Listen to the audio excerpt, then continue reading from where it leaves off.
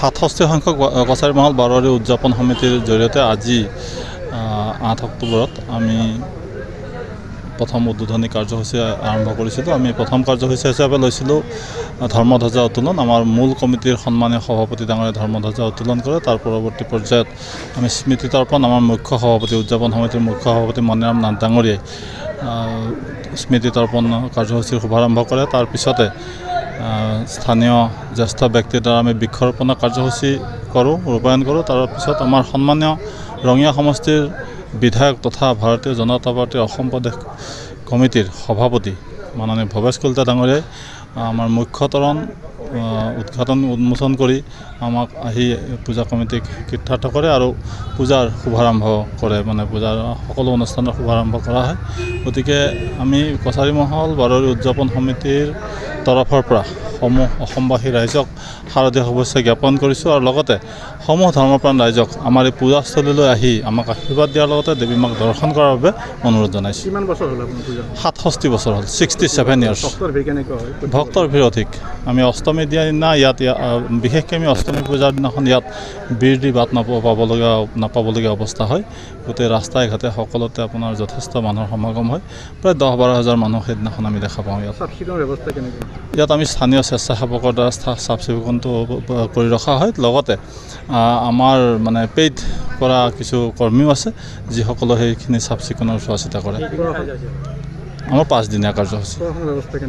প্ৰশাসনৰ সহায় সহযোগ আমি বিগত সময়ত ভাল পাই আছোঁ। এইবাৰো আশা কৰিছোঁ ৰঙিয়া মহকুমা প্ৰশাসন, পুলিচ প্ৰশাসনে আমাৰ সকলো কাৰ্যসূচীতে সহায় কৰিব।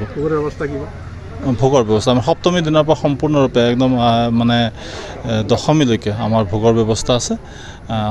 যেতিয়াই আহে তেতিয়াই সকলো মানে দৰ্শনাৰ্থীক বা ভক্তবান ৰাইজক আমি ভোগ দিয়াৰ ব্যৱস্থা কৰোঁ।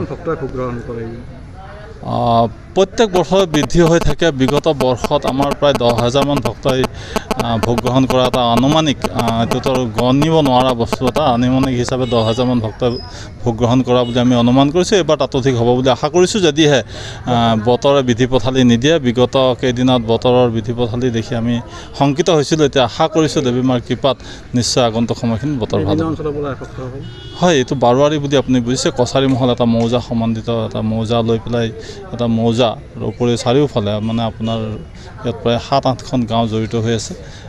প্ৰায় 25-ৰ পৰা 26টা চুবুৰী আছে ইয়াত। গোটেই চুবুৰীখিনি প্ৰায় একমাত্ৰ এখনেই পূজা অতীজৰ পৰাই চলি আহিছে আৰু বৰ্তমানো চলি আছে আৰু ভৱিষ্যত।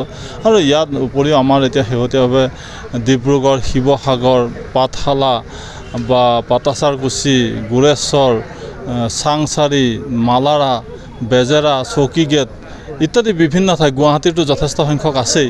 বহু ভক্তপ্ৰাণ ৰাইজ আছে যিসকলে মানে ইয়ালৈকে আহে, ইয়ালৈকে প্ৰত্যেক বছৰে আহি আছে, ভোগ আগবঢ়াই তেওঁলোকে পূজাৰ অংশীদাৰ হিচাপে আমাৰ লগত জড়িত হৈ আছে। নিশ্চিতভাৱে আছে, নিশ্চয় কিবাটো পাবই লাগিব, নহ'লেতো আপুনি সুদূৰ ডিব্ৰুগড়, শিৱসাগৰ, যোৰহাট, শিৱসাগৰৰ পৰা মানুহ ইয়াত অহাটো বা পাঠশালা বা আপোনাৰ পাটাচাৰকুছি, গোৰেশ্বৰ আদি কৰি মানে বিভিন্ন প্ৰান্তৰ পৰা ইয়াত যিহেতু এই পূজা ভাগিত উপস্থিত হয়, নিশ্চয় কিবা আছে।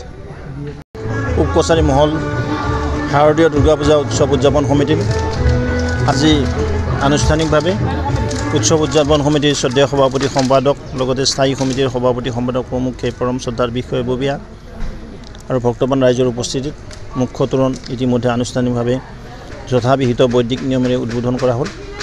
খন্তেক পিছতে বৈদিক নিয়মেৰে এই পূজা ভাগে আয়োজন কৰিব। মই সকলো ভক্তবান ৰাইজক আন্তৰিক শুভেচ্ছা ভক্তি ভৰা সেৱা জনাইছোঁ আৰু মা দুৰ্গাৰ ওচৰত প্ৰাৰ্থনা জনাইছোঁ, মা ভগৱতীৰ ওচৰত প্ৰাৰ্থনা জনাইছোঁ সকলোৰে মংগল হওক, সকলোৱে সুখে সন্তোষে থাকক, ধৰ্মৰ সুঁতি মজবুত হওক, সনাতন সংস্কৃতি আগবাঢ়ি যাওক, তাকে কামনা কৰিছোঁ।